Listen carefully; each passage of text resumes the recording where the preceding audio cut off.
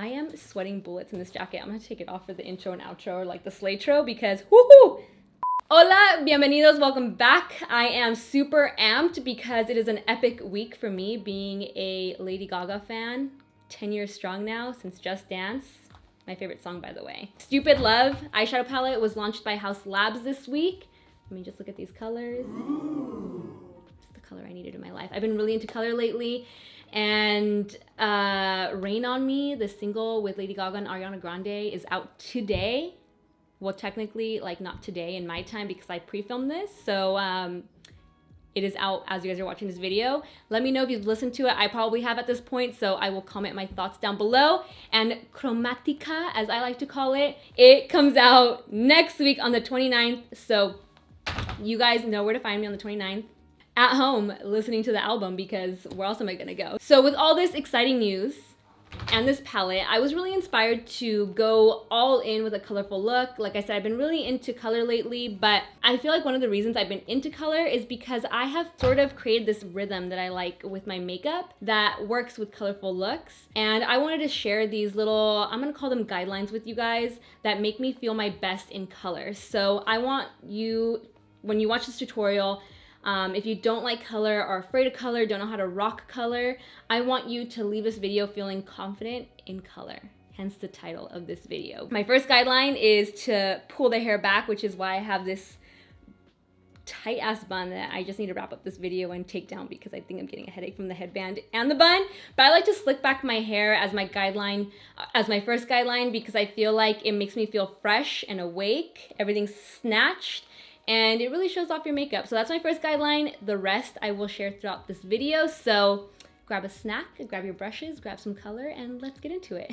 Because I am seriously sweating without doing anything. This jacket, oh my God, I'm so hot.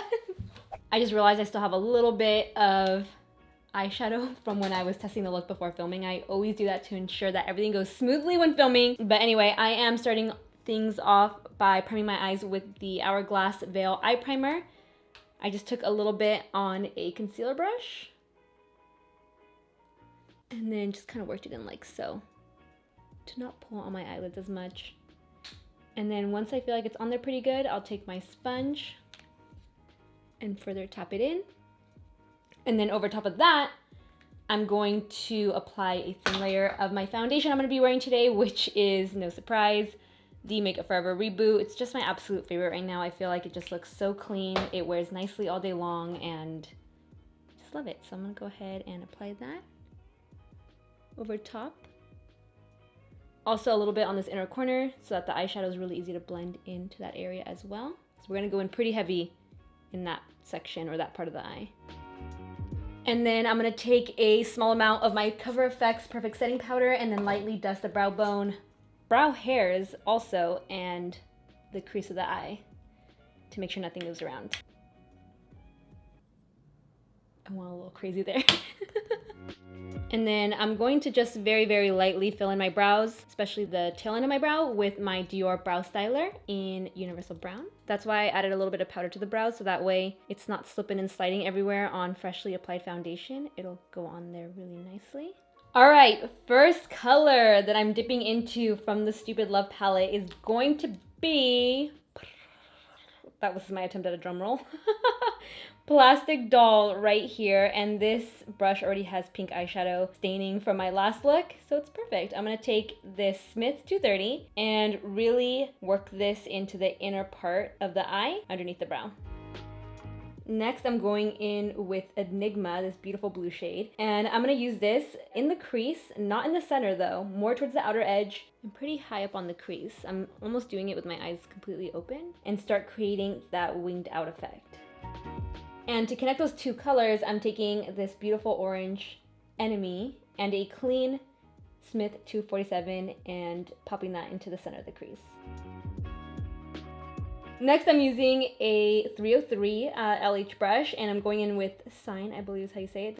This is like a really nice rich blue, and I'm gonna use that to further create that wing cat eye effect on the outer edge of the eye. And it's okay if something like that happens because the base, the foundation's still not done, so we can always clean it up. Don't worry about it being perfect. And then I'm taking another clean Smith 230 and then lightly buffing out the darker blue. Going in with one more matte shade here, Stupid Love. Gotta use the shadow named after the palette, or the palette named after the shadow. And I'm applying it with this little tiny Morphe M213 detail brush to the inner corner of the eye. And then with another clean Smith 247, I'm gonna buff out this inner corner so it sort of blends into that pink eyeshadow, creating like a little rainbow effect. All right, now it is shimmer time. So I'm gonna go in with Alice right here with my fingertip, my sad, wow, my nails, R.I.P. I'm gonna apply this one closest to the purple shadow, so right here. And then I'll go in with the second layer with a wet brush to further intensify it. But first I wanna be able to blend it out, so I'm just gonna pat it in. And then I'm gonna do the same thing with a clean finger with Fun Tonight and apply that on the area of the eye that currently has no shadow on, closest to the dark blue eyeshadow. And then while I'm at it, I'm also gonna take Rain on Me in celebration of the new single dropping, the palette dropping, Chromatica dropping. It's just a very exciting week for me here. I'm gonna take Rain on Me and apply it to the center to connect those two shadows together, because I feel like it's like the perfect in-between shade. Ooh, look at that. It's giving me Finding Nemo vibes. And then grabbing a clean blending brush, yet again, one more time. When you use this many colors and you don't want them to all mush together, blending is key and keeping it to that same area so that doesn't become one big colorful blob. So I'm taking a clean Smith 230. I'm going to very lightly just buff into the areas where all the shadows connect. So right here, in the crease, but I'm keeping a very light touch. So I'm using the very, very tip of this brush because it is tapered. And I'm not buffing like crazy, like going shoo, shoo, shoo. And I probably won't grab a large blending brush like I normally do and do a blend like that, because again, I'm trying to keep the colors to the areas where I placed them.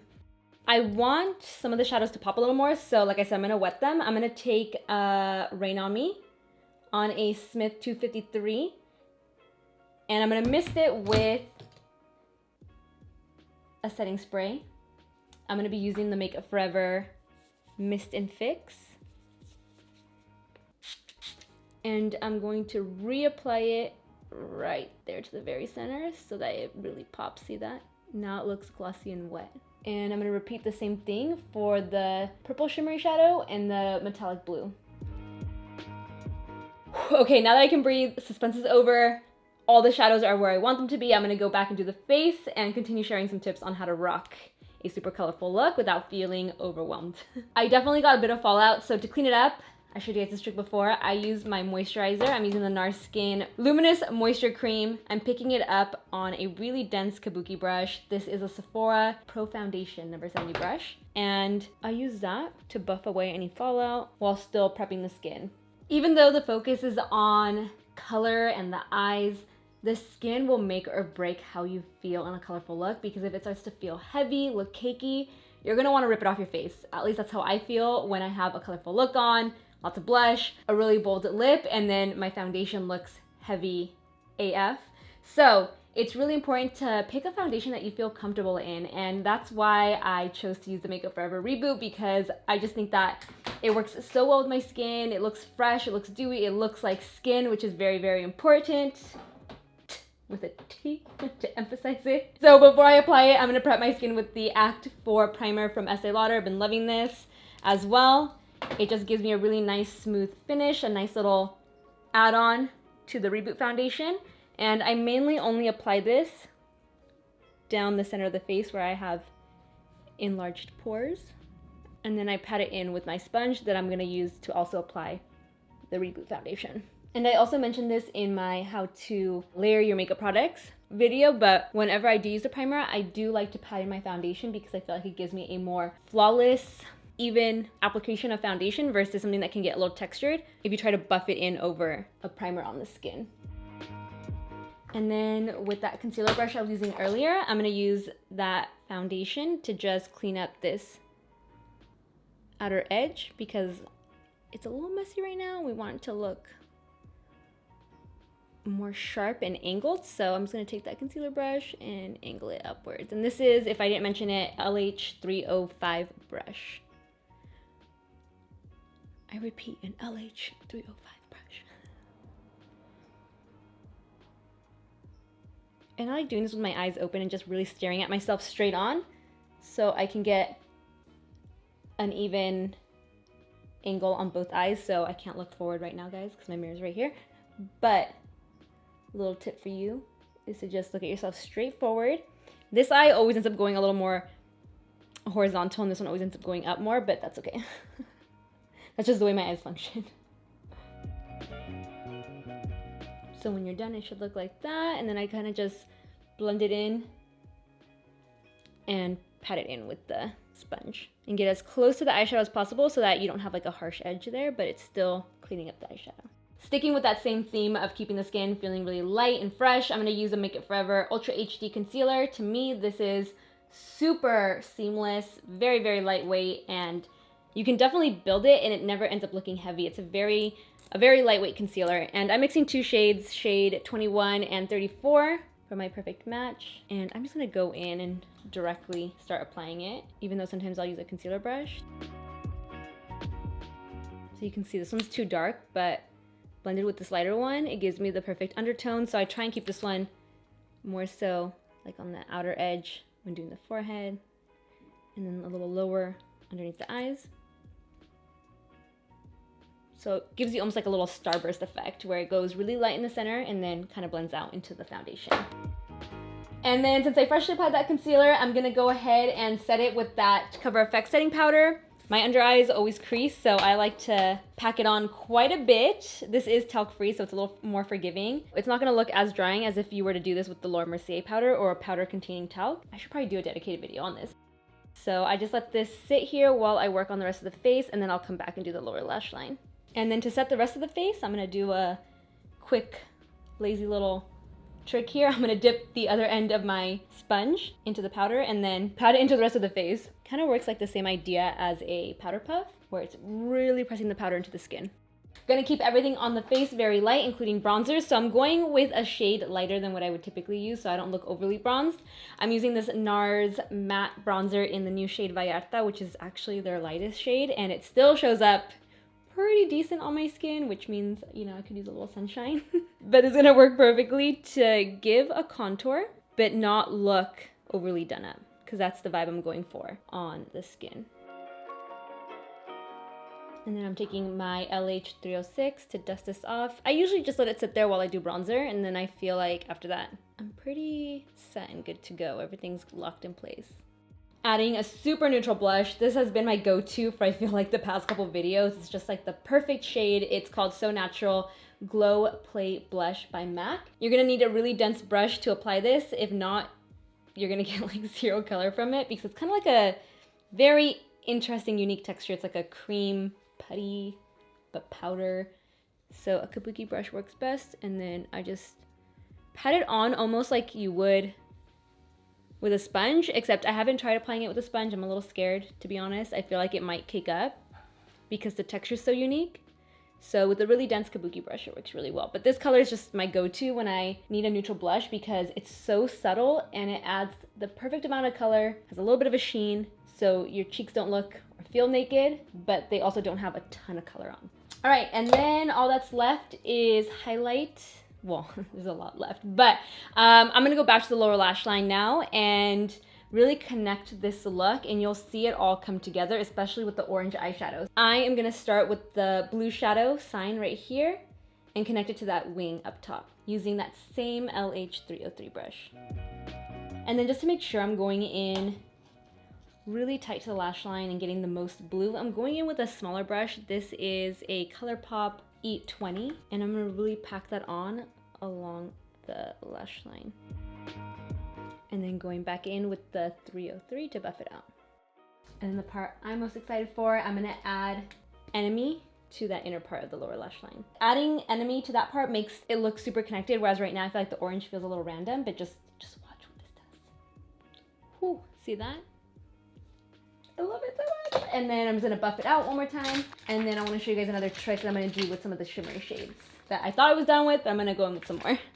I'm gonna do this little trick that I love seeing Katie Jane Hughes do, where she sprinkles a little bit of like a metallic shimmery shadow on the brow bone, like right here, like very wispy, not so much like a brow bone highlight. It's like a very, she does it in such a beautiful way. So I'm gonna do the same with Light Up, this one right here. And I'm hoping I get the effect with this brush. We'll see. I'm gonna give it a little mist. It's such a fine eyeshadow. So you're basically just doing a very quick light sweep at the very high point of your brow bone. Oh, I love it. And then finally, last eyeshadow. I feel like I've used this entire palette almost. I'm gonna pack on 1,000 Doves for an inner corner highlight. And this is a Sephora number 15 Pro Shadow Brush. And then I wet this little smudge brush just to further concentrate it in the very inner corner. I liked the larger one to get like a really nice diffusion, and then this one to really concentrate that color. It's a very intricate eye look. The most intricate eye look I think I've ever done on my channel, that I feel like I've been sitting here for 1,000 hours. I was about to miss myself, and I almost forgot one step that I like to do before I, you know, make my face nice and moist. I'm going to take a shimmery bronzer and apply it to the forehead. Been loving this for a more, again, natural skin look that you can rock with a dramatic eyeshadow look. Now I can mist myself using that same Makeup Forever Mist and Fix, and then brow gel, mascara, and then we can talk about the lip.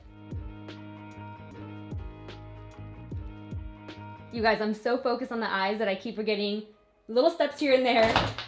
Usually after I mist, I highlight, and I went straight into mascara and brow gel. So let's go back and highlight. This is a current fave as well. A lot of these items I use when I'm doing a super colorful look to keep everything very balanced and have me feeling confident in a colorful look.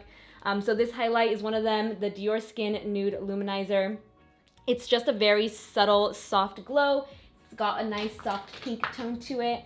I'm gonna use a Sephora 96 Pro Blush Brush to apply it starting at the apples, and then very softly highlighting the high points of the cheeks. But this just gives me a really nice soft application compared to something that may be a little more concentrated and dense.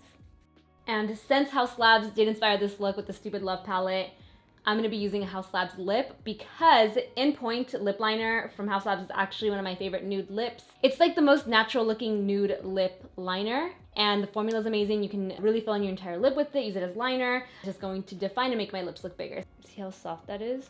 Definitely don't want the lip to look like super pink or like there's any color on there, and this pencil is perfect.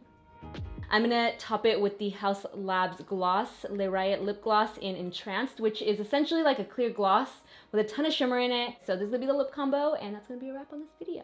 This video is over. I'm really sad. I'm gonna keep wearing this look while I make dinner, I guess. I've got nowhere to go. But the reason I've been loving color so much is because I've found face products that I feel like make me feel my best, especially that Makeup Forever Reboot foundation. Honestly, I love it on my skin. My skin loves it. We have a good relationship here, so I'm hoping it continues. I hope that this video helped you out. I hope that it brings you confidence when rocking color. Let me know if this is something that you guys would try. I would totally wear this out to something if I had somewhere to go, but I don't. So again, it's just gonna be me and this look in the kitchen with Kyle and the dogs, so I hope they appreciate it.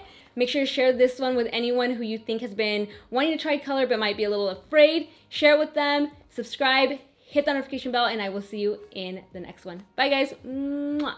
And Chromatica is out. Chromatica.